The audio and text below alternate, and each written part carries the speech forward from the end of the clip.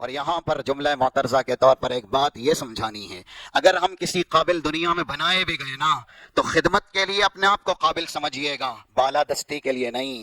آج لوگ دینی مناصب اپنی ذات کی رفعت اور بلندی کے لیے لیتے ہیں، یہ دینی مناصب اپنی ذات کی بالادستی بلندی کے لیے نہیں۔ اللہ کے بندو کہ دین کا منصب آیا تو آپ لوگوں پر اپنی عظمت یا لوگوں پر اپنی رفعت کو فٹ کریں، منطبق کریں۔ آپ دینی مناصب اس لیے دیے جاتے ہیں کہ آپ میں وہ خوبی ہے، اور خدمت کے لیے آپ دینی منصب دیے گئے ہیں، نہ کہ عظمت کے لیے، شان و شوکت کے لیے۔ بڑا فرق ہے۔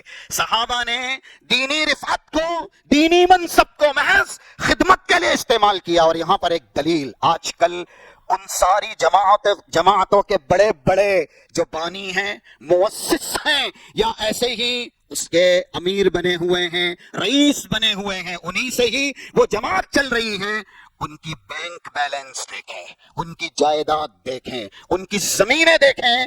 ہم نام لینا یہاں پر نہیں چاہتے، بہت سی دنیا کے اندر جماعتیں ہیں جو آج کل مختلف ناموں سے دنیا کے اندر اسلامی کارنامے اپنے زام، اپنے خیش یا اپنے اعتقاد کے مطابق انجام دے رہی ہے۔ یہ جماعت، یہ جماعت، یہ جماعت، جو ان کے مؤسس ہیں وہ کبھی شروع میں عطر فروش رہے، یا ایسے ہی ان کے پاس کچھ نہیں تھا، مسجد کے مؤذن تھے، مسجد کی خدمت کرتے تھے، اور آج اتنی زمینیں ہیں کہ وہ خود دیکھ نہیں سکتے ہیں۔ تا حد نگاہ تو یہ منصب خدمت کے لیے ہے، یہ منصب رفعت اور بلندی کے لیے نہیں۔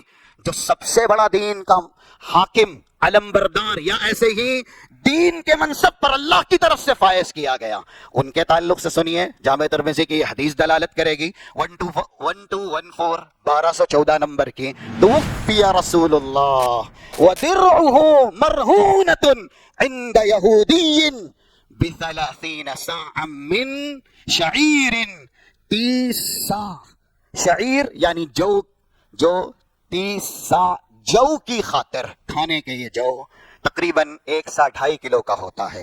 آپ احتساب یا حساب کر لیجئے گا، 30 سا جو کے بدلے رسول اللہ کی زرہ جو جنگوں میں آپ پہنا کرتے تھے، آپ نے ایک یہودی کے یہاں رہن پہ رکھا، لو بھائی ہماری زرہ ہے، ہم آپ کے پاس سے قرض لینا چاہتے ہیں۔ وہ قرض کیا ہے؟ دینار کا ہے، وہ قرض کیا ہے؟ درہم کا ہے۔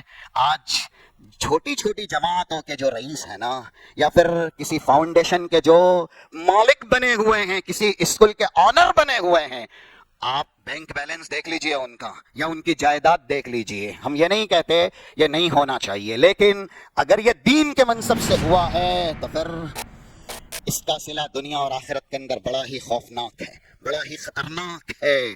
جو لوگ دین کو دنیا کے لیے استعمال کرتے ہیں وہ دنیا اور آخرت دونوں کے اندر ذلیل کیے جائیں۔ بہرحال رسول اللہ صلی اللہ علیہ وسلم کا مقام کسی سے پوشیدہ نہیں۔ صرف 30 سا جو کے لیے آپ نے اپنی زرہ یہودیوں کے یہاں بطور قرض رکھی، بطور رہن رکھی، اور کہا بھائی کھانے کے لیے گھر میں کچھ نہیں ہے، کھانے کے لیے جو چاہیے، اس کے بدلے یہ زرہ تم اپنے پاس رہن رکھو۔ اگر یہ 30 سا تم کو لوٹائے نہیں گئے تو اس زرہ کی قیمت کئی 100 سا ہے، اسے رکھ لینا۔ یہ اللہ کے نبی صلی اللہ علیہ وسلم کا معاملہ ہے۔ مومن مسلم کسی سے معاملہ کیسے کرے؟ تو رسول اللہ صلی اللہ علیہ وسلم نے جو معاملہ لوگوں کے ساتھ کیا، یہودی سے آپ نے قرض لیا، کیا حضرت عثمان داماد نہیں تھے؟ عبد الرحمن ابن عوف جانثار نہیں تھے؟ ان سے آپ نہیں لے سکتے تھے؟ بتلایا دین کو خدمت کے لیے استعمال کرنا ہے، منصب کے لیے نہیں، عظمت کے لیے نہیں، ذاتی ضروریات کے لیے نہیں۔